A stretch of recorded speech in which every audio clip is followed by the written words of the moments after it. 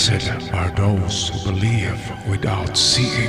Magandang buhay mga katiyats! Welcome back sa ating channel para sa Treasure Marker Analysis. At meron tayong natanggap na napakagandang video dito. Ito ay part 2 video ng ating dinicode noong last week na malaking isda na nakaharap doon sa creek. At bago natin to umpisahan, ako'y mag-shoutout muna sa lahat ng aking avid followers. Shout out kay Pedrito Ray, Rogelio Cortez, Ariel Maestrado, Marco Hungkulada. Shout out din kay May Kirubin, Dennis Mordino, Barbers 267, Vicentem Liga Do Jr., kay Arnie Lapor, Alex Parula, user CE5. Shout out din kina Jero Mendoza, Richard Gomez, Ingracia Ochige, Lumar Taladtad, Brenda Giango, Rinanti Tapol ng Jeddah, Nerlan Lim, Vincent Apali, at kay Shadow Hunter. And lastly, shout out kina Lizzie Lee Ayo, kay Gwen Hana Lumayno, Peps Gilmar, at kay Jima Aday, at sa mga hindi nabanggit ng mga pangalan, shout out sa lahat. Tayo na ngayon magpatuloy sa ating analysis. Okay, ito ay part 2 video ng ating na-decode noon, partially na hugis isda na marker na napakalaki nito. At ngayon ay nalaman natin na ito pala ay talagang naka-point or nakaharap doon ang marker na malaking isda. Talagang nakaharap siya papuntang creek, at doon sa unahan ng creek ay napakaraming mga marker. Kaya atin muna pakinggan ang mga kwento ni Katiyats tungkol sa marker na ito.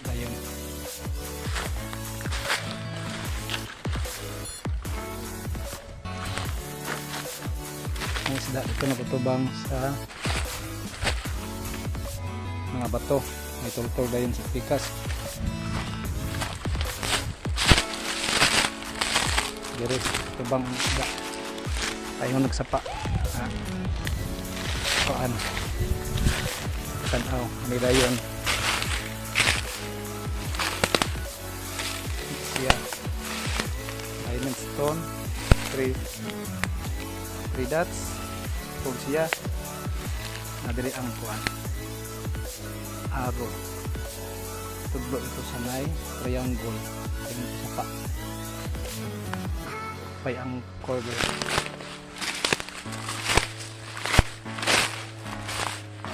nakatiits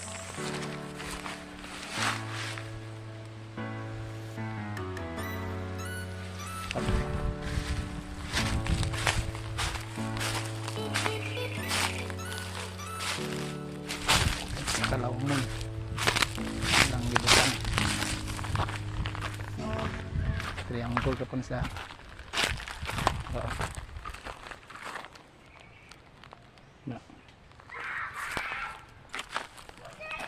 na triangle katubang to sa bato nga dako atindog yung kani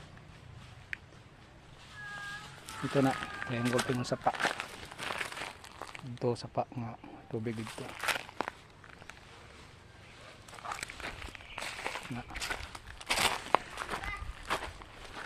ito sa sapa nga ay bato pero dili uli agas tubig kaya mo agas hayaan mo tubig og na ay ulan dire kani nga bato for mag-aro yang gitubang tong aro dadto nga naidat ara sa magkutkutan ito wala ning bato katindog diri isa hari nga bato nga na ay mata pag na ay heart dana nagamay no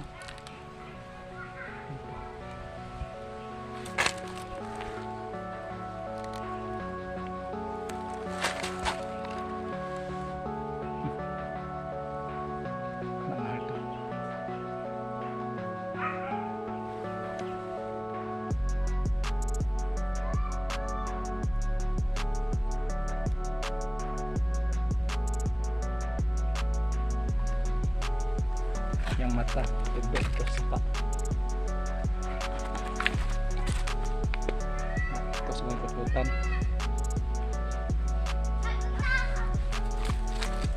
Ay, mapstone dito. Mara.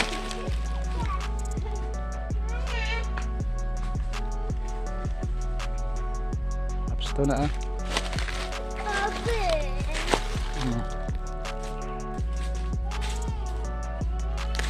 Ang araw dito nagkatubang sa mga kututan dito. Ano yung bato na gitungtong na siya nga giukit.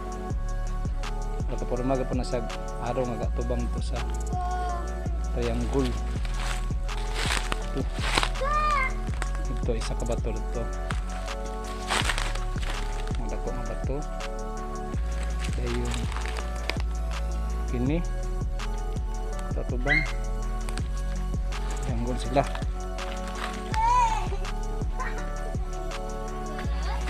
Ayan.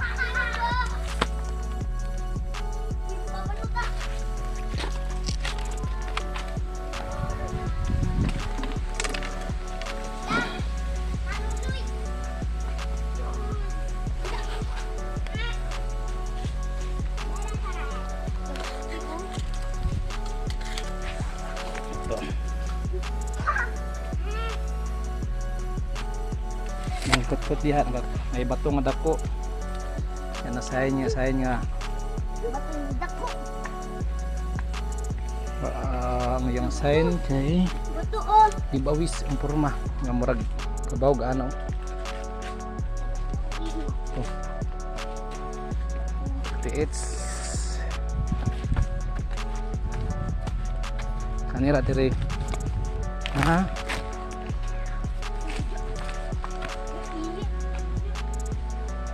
Bato. Diha bato. Ito unahan wala ni mga bato. Diri gatapok ang bato. Tapok ang bato dari. Dani ra pud yung side. Butid ito unahan wala ni mga bato-bato diri ra. Bato ni mga kututan. Ara oh.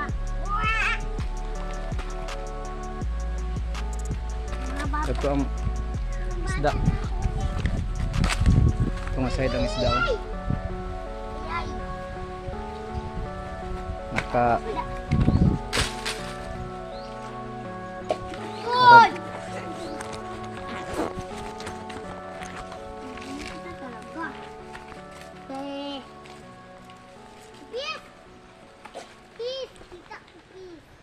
tawid.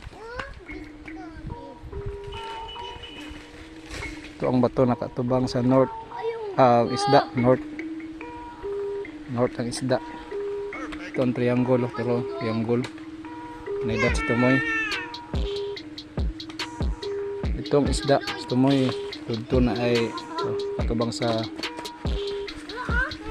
south na siya kanaramang is dara is narada yung bato nga may mata. Yeah, south bato nga dako south. Pailain bato nagtindog day mura gina siya. Tubang sa south. South north dayon ang isda nga dako. Ito. Salamat kati it's kalay parang sabutan og madikod o makuha nimong giveaway. Giveaway unahon para makasapi sa ta pampuhunan. Salamat kati it's. Okay, so ito yung vicinity map. Ito yung site mapa ang sketch at given ang direksyon norte sa banda rito. Okay, ang norte ay nasa bandang kaliwa. So dito ang south at west itong dito. Okay, nagkamali lang yan sa sketch siguro. So ito yan. Okay, so ito'y part 2 video natin ng isda na marker noong last week. Narito yung isda at sabi ko na kapag isda ang treasure karamihan yan ay nasa river or tubig. Ngayon kung walang river or creek sa harapan nito, sa pinupunterian nito, ibig sabihin ay sa baba tayo maghukay ng isda, ganito. So dito yung isda, so walang creek sa harapan, so ang hukay niyan ay sa baba, pero ang ibig sabihin ng tubig ay malalim. Lalampas tayo sa water table at doon makikita ang item. Ngunit dito ay ito'y eksaktong-eksakto sa description na ang isda ay nagsasabi ng treasure ay nasa creek o river, kasi dito ito ay creek. Ayan. Creek yan, at sa creek, ayan ay creek. At yan mismo tinuturo ng isda. At meron ba siyang guide, itong mga bilog na bato dyan na 1, 2, 3, 4, 5, 6, 7, 8, 10, 4, 5, 6, siyam lang pala kabato na straight line. Ganon din dito sa kabila, meron ding 3, 4 pala ito na naka-straight din. Kaya ang tama kayo na ito kasi ay guide, itong mga tuna ito, guide. Nagpunteriya din yan. Kung hindi man yan ang pinupunteriya niya, ay ito na sign. So ibig sabihin ay ito tinuturo niya. So pwedeng dito lamang ang sa harapan yan ang unang test dig, kasi yan ang malapit sa creek. Okay, so isama nyo lang yung mga bato. Yan, kalahati ng mga bato na yan, ang gitna. Yan ang hukayin. And then tabing ano na yan, di ba? Tabing creek. So mayroong tubig na yan. Kasi nagsasabi ang isda na ang treasure ay nasa tubig. Kaya sa may tubig tayo maghukay. So itong sign na to, yan ay pointer, mayroong mata, mayroong dot. Nagturo yan sa kanyang harapan. So sa harapan lang niya dito ang hukay. Yan ang unang test dig natin. Okay, ngayon patuloy tayo sa unahan. Dahil mayroong guide yan na bato na straight papunta doon. So siyam yan. So hakbang tayo ng siyam galing dito. 1, 2, 3, 4, 5, 6, 7, 8, 9. At kung dito tayo titigil sa siyam, so tama kayo na ito yung inyong tinitest dig na area, kasi narito na naman yung triangle rock na mayroong mata na katulad dito. Okay, kaya para sa akin, dalawa lang ang pwedeng paghukayan nyo dyan. Itong tinuturo ko dito at itong inyong site na hinuhukay. Okay, at meron ding konting tsansa na narito sa turtle. Kasi ang turtle ay alam naman natin na lalo na kapag walang ulo ang turtle, kapag likod na lang nagkaganyan, ibig sabihin ay nasa loob or baba niyang item. So dito mayroong dalawang turtle rock dito. Ito turtle din ito. At yan ay tinuturo nitong isda. Yan, tinamaan yan. At itong dito medyo medyo offset. Parang hindi siya ang tinuturo ng isda. Kaya pwedeng narito din sa bato na ito, kasi ang bato na ito ay kalagitnaan nitong 3 dots.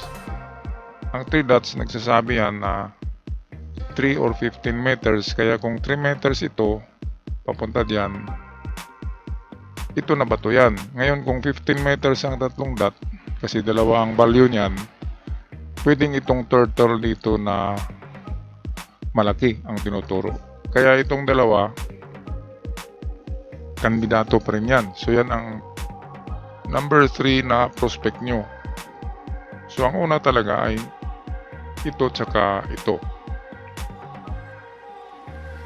Ngayon natin i-close up yung ito, yung nasa norte.